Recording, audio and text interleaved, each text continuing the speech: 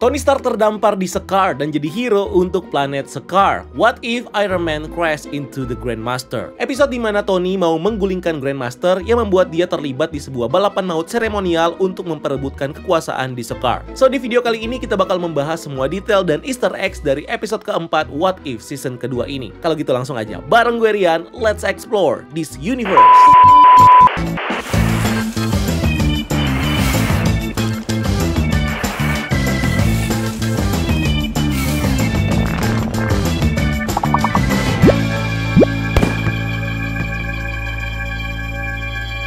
Kita recap dulu nih episode keempatnya, menceritakan sebuah universe di mana Tony Stark mengarahkan rudal nuklir ke kapal induk Chitauri dan menyelamatkan New York di tahun 2012.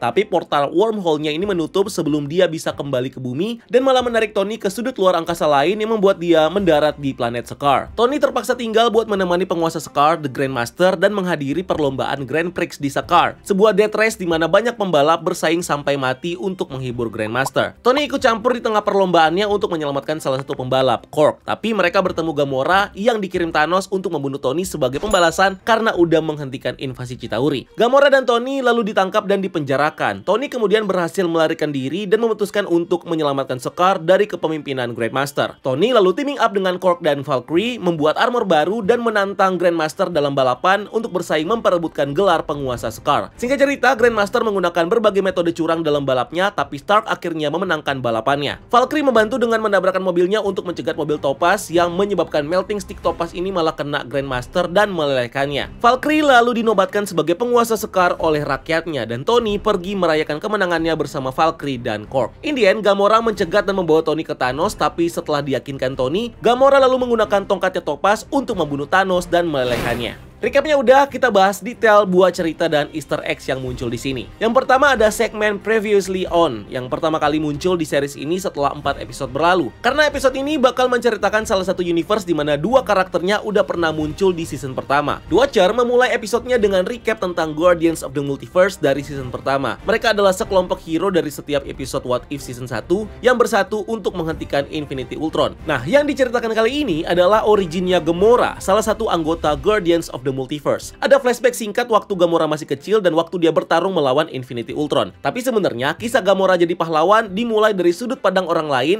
yang jadi protagonis sebenarnya dari episode ini, yaitu Tony Stark. Episode ini sebenarnya udah dikerjakan sejak 2019 dan awalnya dimaksudkan buat jadi bagian dari season pertama yang harusnya ada 10 episode. Tapi akhirnya jumlah episodenya dikurangi dan episode ini diundur ke season kedua karena penundaan produksi karena pandemi. Di universe ini, saat di akhir Battle of New York, Tony Stark berhasil mengirimkan warhead nuklir yang ditujukan ke New York melalui portal Tesseract sama kayak di universe utamanya. Tapi di sini portalnya menutup lebih cepat sehingga Tony nggak berhasil kembali ke bumi. Alih-alih mati sendirian di ruang hampa, Tony malah meluncur terpontang-panting di luar angkasa kayak Thor di Thor Ragnarok dan akhirnya masuk ke wormhole lain dan mendarat di istana Grandmaster di planet Sakaar. Grandmaster sangat bersemangat melihat Tony di mana dia dipanggil beberapa nama lucu kayak Rocketman dan Tin Man. Ini jadi referensi buat karakter Wizard of Oz dan di komik ada juga armor Iron Man model 20 yang punya julukan Tin Man Armor. Akhirnya nama panggilannya settle jadi Mr. Metal Mojo Man. Mojo sendiri artinya sesuatu yang ajaib atau magical, tapi bisa juga merefer ke salah satu super villainnya X-Men yaitu Mojo. Di komik, Mojo dikenal karena obsesinya dalam membuat dan menyiarkan acara TV extra dimensional yang penuh kekerasan dan sensasional. Dimana ini menampilkan para mutant yang dia tangkap dan dipaksa bertarung satu sama lain demi hiburan, persis seperti yang dilakukan Grandmaster di Sakaar ini. Tony ternyata di sini terkenal sebagai orang yang mengalahkan armada Chitauri dan ini diketahui dari berita di mana ternyata warga Sakaar tahu tentang kejadian di bumi dan bisa nonton berita yang disiarkan dari bumi. Nah, sama seperti di Thor Ragnarok, waktu berjalan berbeda di Sakaar. Beberapa detik bagi Tony yang melintasi wormhole udah jadi beberapa hari bagi semua orang di Sakaar, alias Tony mengalami time dilation dan reputasi Tony sebagai orang yang menghancurkan seluruh armada Chitauri sudah menyebar di Sakaar bahkan mungkin seluruh galaksi. Karena di episode ini Thanos juga sampai tahu secara spesifik siapa yang mengalahkan armadanya. Tony agak lega karena mengetahui kalau Avengers berhasil menang dan Pepper Potts masih hidup. Melihat Pepper, dia jadi pengen pulang ke bumi. Tapi Grandmaster bersikeras supaya Tony tetap tinggal untuk berpesta dan melakukan perayaan dulu karena kebetulan Grandmaster lagi ulang tahun. Dimana Topaz mengancam bakal melelehkan Tony dengan senjata andalannya kalau dia nggak mau stay. Grandmaster sih ngakunya dia ulang tahun ke-21 ya.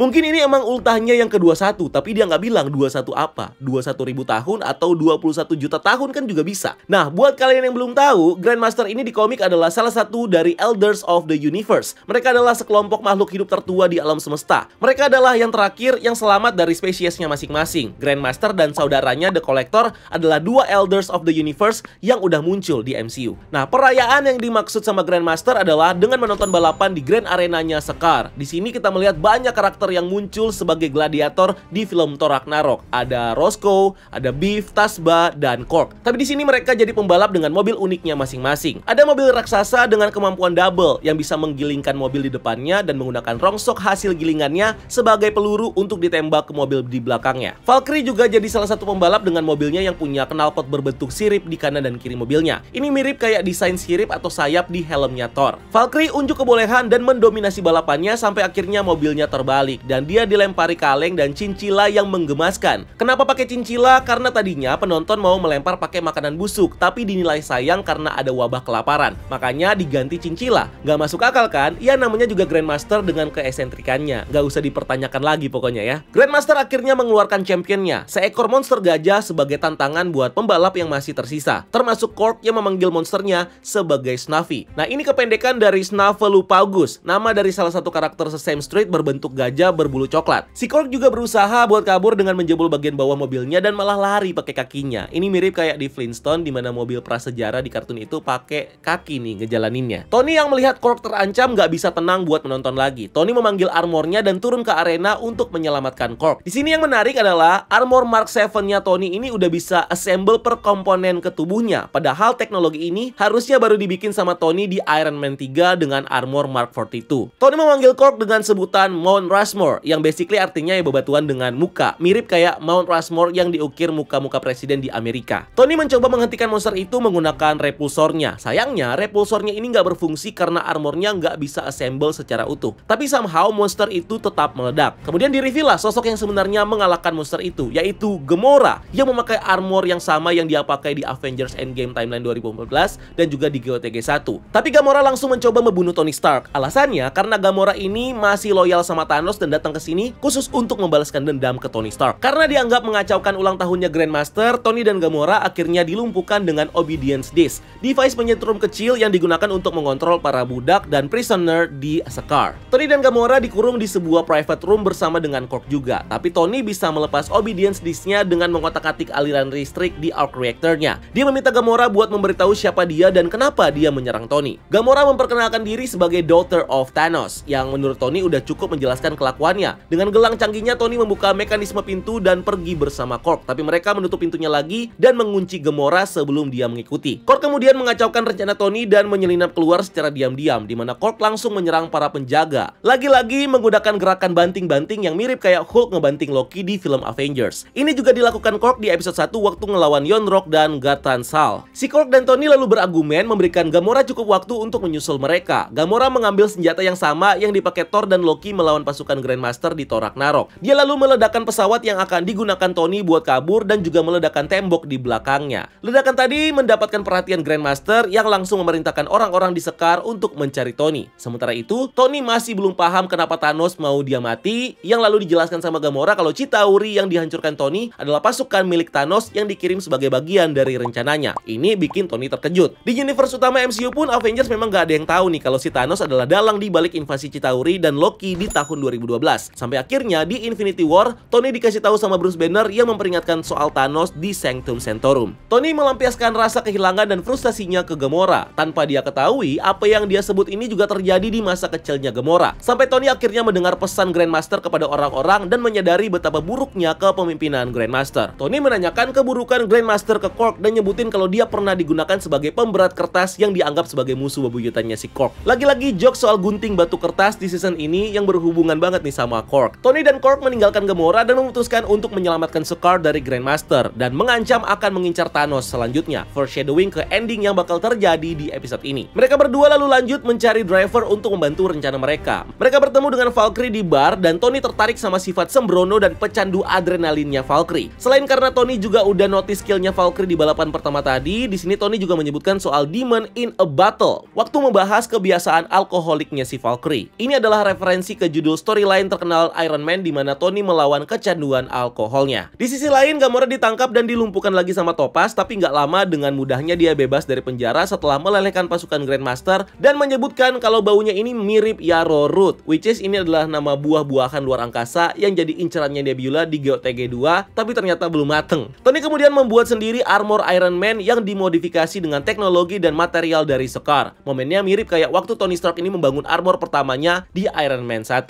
Di sini juga ada shot dari luar istananya Grandmaster memperlihatkan beberapa patung kepala para championnya Grandmaster kayak di film Thor Ragnarok. Di sini ada patung kepala Ares, God of War dari mitologi Yunani, terus ada Beast, android monster kepala 2 musuhnya Hulk yang diciptakan sama Bird People. Lalu ada Beta Ray Bill, superhero kaum Corbinites yang tercipta karena rekayasa genetik dan jadi sahabatnya Thor. Terus ada juga Darkcrawler, makhluk dari Dark Dimension yang pernah bertarung sama Hulk. Dan selanjutnya paling bawah ada Man-Thing yang punya nama asli Theodore Ted Sallis, mantan profesor biokimia yang bermutasi jadi makhluk rawa dan dia juga udah muncul nih di MCU. Dan lastly yang paling atas harusnya ditempatin sama champion terbarunya yaitu monster gajah Snafi. Kalau di Thor Ragnarok posisi ini ditempatin sama patungnya Hulk, tapi di sini kelihatannya kayak karakter lain ya yang pakai helm. Tony pun ngehack sistem hologram Grandmaster untuk nge-broadcast ancamannya ke seluruh Sakaar dan menantang Grandmaster untuk perlombaan memperebutkan planet Sakaar. Topaz pointing out ke Grandmaster kalau dia nggak perlu terima tantangannya karena mereka udah mengendalikan planet ini. Tapi untungnya buat Tony, Grandmaster adalah seorang yang idiot dan menerima tantangan ini. Balapan mode ini basically adalah Mad Max dicampur dengan Mario Kart. Para pembalap berkumpul di arena dengan Gamora yang dipaksa juga ikut berpartisipasi. Di tengah balapan yang semakin tegang dan memanas, mobilnya Tony hancur dan ternyata armor Sakaarnya ini bisa dia ubah bolak-balik jadi mobil dan armor Iron Man. Jadi kayak Transformer ya. Kemampuan armor ini juga ada di komik All New All Different Avengers volume 1 issue 1.